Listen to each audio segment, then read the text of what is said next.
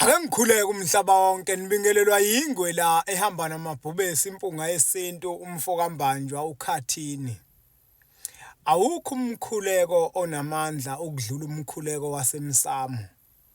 Umkhuleko obheke kokhokho. Umkhuleko obheke komkhulu, umkhuleko obheke kogogo. Iwona umkhuleko onamandla ukuyidlula yonke imikhuleko ongayicabanga. Kunesisho esithi uNkulunkulu wokuqala womuntu umzali wakhe. Amathongo ayinto enkulu kakhulu bafowethu ngoba ayasizala, azala abasizalayo.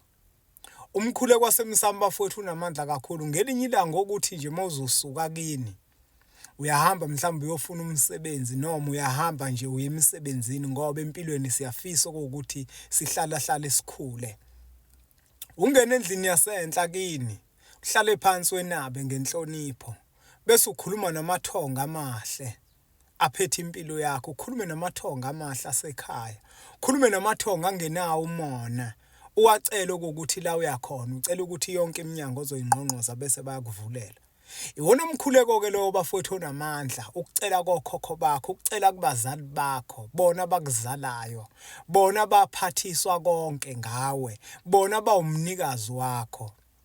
Le mkhuleko esiyikhulekayo bafowethu yasemasontweni misha. Okhokho bethu babekade bengayikhuleki leyo mkhuleko kodwa babethi babekhuleka kwabalele. Lokho kuyimvelo bafowethu ngeke sakuguqula, ngeke futhi sikiyekise ukuthi sekwabakhona izinkolo namasonto. Asikwazi ukuyeka lokho. Umkhuleko wasemsamo unamandla, mina ngufakazi.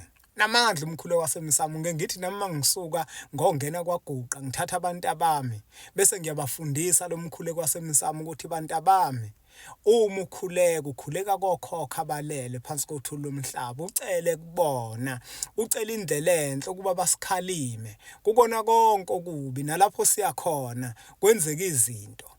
Umkhuleko wasemsamo bafowethu unamandla kakhulu. Namakhehla ke mina ngembethe angifundisa ukuthi mangikhuleka ngicela okuthile, ngikhuleka kubona.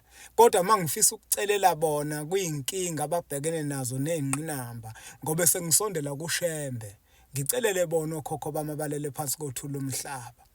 Ukuba uShembe bakhumbulele bekhona bakhanyisele babuye bazobokukhanya nakimi. Uma nawe ungakwenza lokho kukhona ongakubona ukuguquko phezulu kwempilo yakho. Umkhuleko wasemsamo umkhuleko onamandla kakhulu. Ucela kokhokho bakho, ucele kogogo, ucele komkhulu, ucele kona wonke amathonga amahle okuhle kokulandela phezulu kwempilo yakho.